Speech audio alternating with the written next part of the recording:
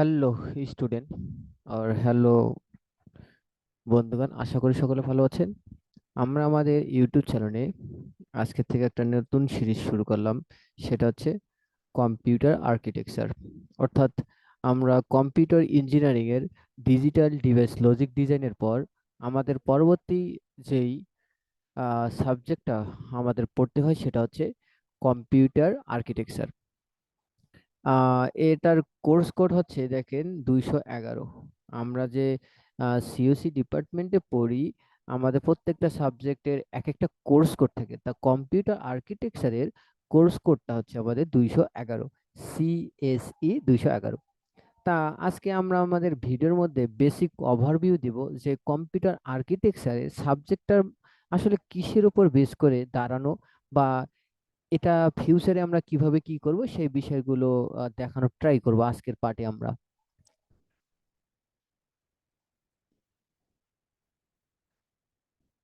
তা আমাদের পড়ার শুরুতেই আমরা কি দেখানোর ট্রাই করতেছি যে basic structure of computer architecture. Computer আর্কিটেকচারের যে বেসিক স্ট্রাকচারটা আছে সেটা কেমন হয় সেই বিষয়ে আমরা আজকে জানবো।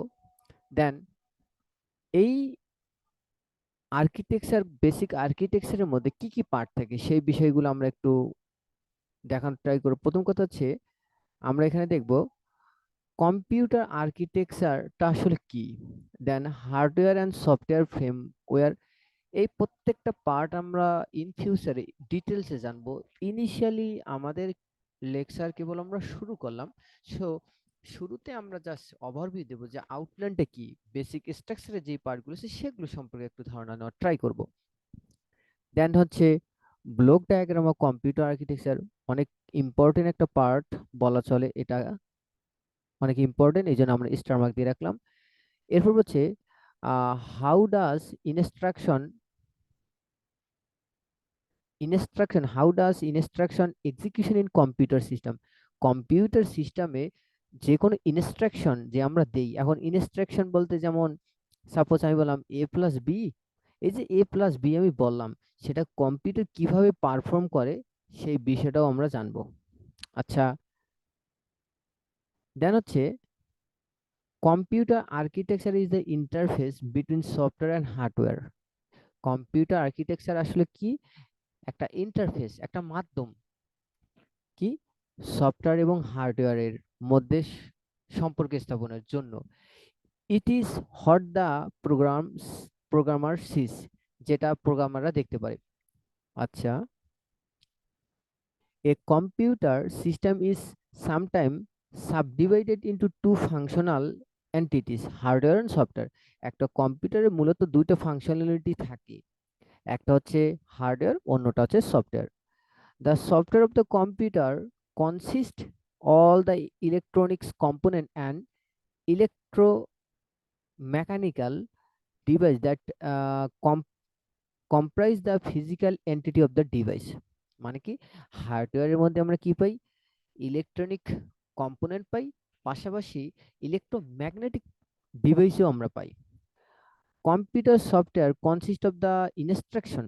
কম্পিউটার সফটওয়্যারটা আসলে consist of the instruction. Instruction মানে বিভিন্ন ছোট ছোট প্রোগ্রামের অংশ, and data that the computer manipulates to perform various data processing task. তাহলে কি ঘটনা ঘটলো? কম্পিউটার সফটওয়্যারটা ছোট ছোট প্রোগ্রামের অংশ, যেই প্রোগ্রামের মধ্যে কি থাকে, বিভিন্ন ডাটা থাকে, সেই ডাটাগুলোকে কি করে ম্যানিপুলেট করে, মানে বিভিন্ন ভাবে কি করে ম্যানিপুলেট করার মানে হচ্ছে বিভিন্নভাবে কাজ করে, বিভিন্নভাবে উপস্থাপন উপস্থাপন করে, সেই ডাটা প্রসেসিং টাস্ককে কমপ্লিট করে। আচ্ছা, firmware firmware fall between hardware and software. ফার্মওয়্যারটা কি? ফার্মওয়্যার হচ্ছে হার্ডওয়্যার এবং সফটওয়্যারের একটা মাধ্যমে আসলে এটা হয়।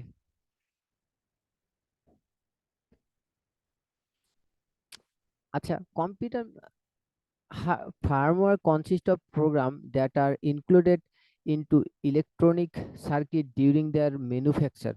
ম্যানুফ্যাকচারটা আসলে ফার্ম হার্ডওয়্যার মাধ্যমে গঠন করা হয়। Farm hardware used when the program must be written in case of power failure and when program are not expected to the change। Firmware hard যদি আমাদের কি হয়, যেমন ধরলাম যে আপনার উইন্ডোজ চলে গেছে বা উইন্ডোজ পড়ে গেছে, আমরা যে বলি উইন্ডোজ পড়ে গেছে বা চলে গেছে ব্যাপারগুলো বলে থাকি, এটা হচ্ছে আমাদের ফার্মওয়্যার বিষয়। যদি আপনার উইন্ডোজ পড়ে যায় বা ক্র্যাশ হয়, তাহলে আপনি কি পিসি কোনো ফাংশনালিটি করতে পারবেন? অবশ্যই কোনো ফাংশনালিটি করতে পারবেন না। সেই রকম ফার্মওয়্যার হচ্ছে এমন একটা বিষয়। আচ্ছা, কম্পিউটার আর্কিটেকচারটা কাকে রেফার করে, কাকে নির্দেশ করে? Computer architecture refers to those attributes, ওই বিষয়গুলো attributes of a system that have a direct impact, যেটা ডাইরেক্ট আমাদের কি করে প্রভাব রাখে logical execution of a program. আমরা যে প্রোগ্রাম লিখি, সেই প্রোগ্রামের যে এক্সিকিউশনের মধ্যে সে কি করে একটা ডাইরেক্ট আমাদের কি করে ইম্প্যাক্ট ফেলে। For example, the instruction set, the number of bits used to represent various data types, input output mechanism, memory addressing techniques। এখন হয়তো বা আপনাদের কাছে মনে হতে পারে যে জাস্ট এখন রিডিং পড়তেছে, এটা পড়ার প্রয়োজন কি? এই বিষয়গুলো আমরা ফিউচারে কি দেখবো, ডিটেলসে দেখবো। এগুলো হচ্ছে কম্পিউটার আর্কিটেকচার বিভিন্ন টার্ম। আচ্ছা, দেন হচ্ছে computer organisation. Computer organisation reference the operational unit and their interconnection that realize the architecture specifications. Example are things that the transparent of the programmer, control signal, বিভিন্ন control signal থাকে, তারপর হচ্ছে interface between computer and peripheral device, the memory technology being used. এই বিষয়গুলো আর কি organise করে, computer organise refer করে। আচ্ছা, এখানে আমরা সব থেকে গুরুত্বপূর্ণ যে block diagram of computer architecture. এক কথা কি, আমরা যে কিছুক্ষণ আগে যে বিষয়গুলো পড়ে আসলাম, বিভিন্ন থিওরি রিলেটেড যে পড়ালেখাগুলো পড়ে আসলাম, সেগুলোর সব ওভারভিউ হচ্ছে এই ব্লক ডায়াগ্রামটা। ইন ডিটেলস যত কিছু আছে কোথায়, কম্পিউটার আর্কিটেকচারে, এই ব্লক ডায়াগ্রামের মধ্যে সবকিছু আমরা কি করতে পারি, ওভারভিউ করতে পারি। তাহলে একটা কম্পিউটার আর্কিটেকচারে মূলত মেইন পার্ট হচ্ছে আমাদের 6 থেকে 7টা। এখন প্রথম হচ্ছে ইনপুট, তারপর হচ্ছে মেমোরি, তারপর আউটপুট, এরপর হচ্ছে অ্যারিথমেটিক লজিক ইউনিট। এই অ্যারিথমেটিক লজিক ইউনিটটা আসলে কি, এই বিষয়গুলো আমরা ফিউচারে জানবো ডিটেলসে। পাশাপাশি আমাদের যে কিছুক্ষণ আগে আমরা বলে আসলাম যে কন্ট্রোল ইউনিটের কথা, এই সেই কন্ট্রোল ইউনিট মানে কি, সাপোজ এখানে যদি আমি একটা উদাহরণ দেই, যে আমি কি করলাম, 1010।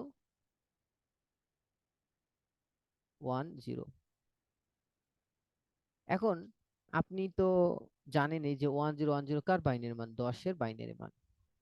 এখন 10-এর সাথে যদি আমি আরো 10 যোগ করি,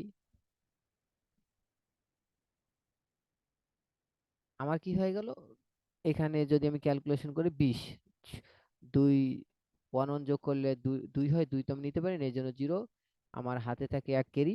আই থিঙ্ক, আশা করি আপনার বাইনারি যোগ পারেন।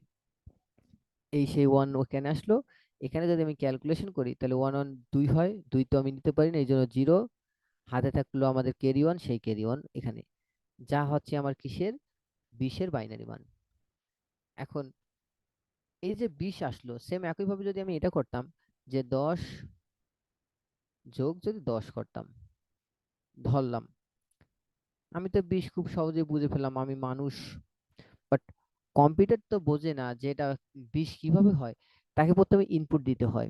তা আমি প্রথমে কি দিলাম, ইনপুট দিলাম 10, ঠিক আছে, তারপরে আমি একটা প্লাস অপারেটর পাঠাই দিলাম।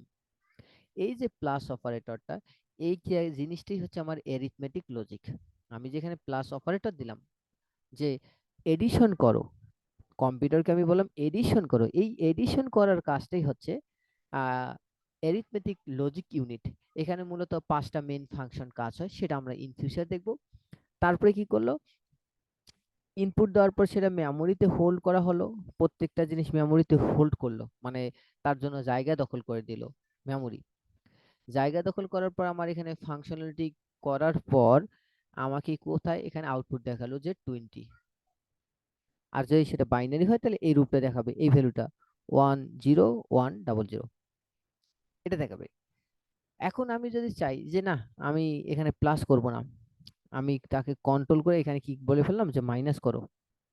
এই প্লাস সাইন আমি কি করলাম, এখানে রিমুভ করে আমি বললাম যে তুমি কি করো, এখানে মাইনাস করো। যদি মাইনাস করে তাহলে এখানে কি হবে, ভ্যালু তো আমার কি আসবে, জিরো আসবে। মাইনাস যদি করি আমার ভ্যালু আসবে জিরো। এই যে কন্ট্রোল, মানে আমি কি করলাম, কখন প্লাস চাচ্ছি, কখন মাইনাস চাচ্ছি, বা কখন মাল্টিপ্লিকেশন চাচ্ছি, কখন ডিভিশন চাচ্ছি, এই যে পারফর্ম গুলো করবে, এগুলো কার রেসপেক্টে করবে, এগুলোর কাজ হচ্ছে আমাদের কন্ট্রোল ইউনিটের কাজ। এগুলো কিসের কাজ, কন্ট্রোল ইউনিটের কাজ। পাশাপাশি একটা বিষয় খেয়াল রাখতে হবে, এখানে বিভিন্ন ডিরেকশন দেওয়া আছে, সেই ডিরেকশন গুলো আমাদের একটু নলেজে রাখার ট্রাই করতে হবে। তাহলে আমরা এতটুকু বুঝতে পারলাম যে একটা কম্পিউটার আর্কিটেকচারের মধ্যে মূলত আমাদের ছয়টা, মানে পাঁচটা জিনিস বাধ্যতামূলক থাকবে। এই পাঁচটা এলিমেন্ট বা পাঁচটা জিনিস যদি না থাকে, তাহলে আমি সেটাকে কম্পিউটার আর্কিটেকচারের মধ্যে আয়ত্তে আনতে পারবো না। কয়টা জিনিস, অবশ্যই আমাদের পাঁচটা এলিমেন্ট থাকতেই হবে। পাঁচটা এলিমেন্ট থাকতে হবে। ইনপুট, এক নম্বর হচ্ছে ইনপুট, দুই নম্বর আউটপুট, তিন নম্বর মেমোরি, চার নম্বর হচ্ছে ALU, that means arithmetic logic unit, and পাঁচ নম্বর কন্ট্রোল ইউনিট। পাশাপাশি এখানে আর দুই একটা জিনিস থাকতে পারে, যেমন ডাটা বা ইনস্ট্রাকশন, সেটাও কন্ট্রোলের মধ্যে পড়ে যায়, আমাদের সেটা লাগবে না। মূলত আমাদের খেয়াল রাখতে হবে যে একটা কম্পিউটার আর্কিটেকচারের মধ্যে পাঁচটা ফাংশন অবশ্যই থাকতে হবে, তাহলে আমি সেটাকে কি বলতে পারবো, কম্পিউটার আর্কিটেকচারের একটা পার্ট বা অংশ বলতে পারবো। সো আশা করি আজকে ওভারভিউর মধ্যে হয়তোবা একটু থিওরিটিক্যাল বিষয় বেশি বলা হয়ে গেছে। আর নেক্সট টাইম থেকে আমরা চেষ্টা করব যে থিওরিটিক্যাল আলোচনা একটু কম হয়, যাতে আমরা ম্যাথমেটিক্যালি বিষয়গুলো বুঝতে পারি। দেন এখানে এসে, যেহেতু আমাদের প্রথম লেকচার, এই জন্য একটু থিওরিটিক্যাল বিষয়গুলো থাকবেই। কারণ যদি আপনি জানেনই না এখানে কি শিখবেন, কি বুঝবেন, মানে জিনিসটা আসলে কি, আর্কিটেকচার, কম্পিউটার আর্কিটেকচার জিনিসটা আসলে কি, সেই বিষয়টাই যদি আপনি না বুঝেন, বা এটার কাজটা কি, এটা কিভাবে কাজ করে, কোথায় করা হয়, এই বিষয়গুলি হচ্ছে আজকের লেকচার আমাদের। The execution instruction computer perform the following step. এই যে আমি বললাম যে পাঁচটা আমাদের অপারেশন আছে, এই পাঁচটা অপারেশনের কথা তারা এখানে আবার ইন ডিটেলসে সুন্দরভাবে বলার ট্রাই করছে। আমরা যে পাঁচটা অপারেশনের কথা বললাম, সেই পাঁচটা অপারেশনকে তারা এখানে নতুন ভাবে আবার উপস্থাপন করছে।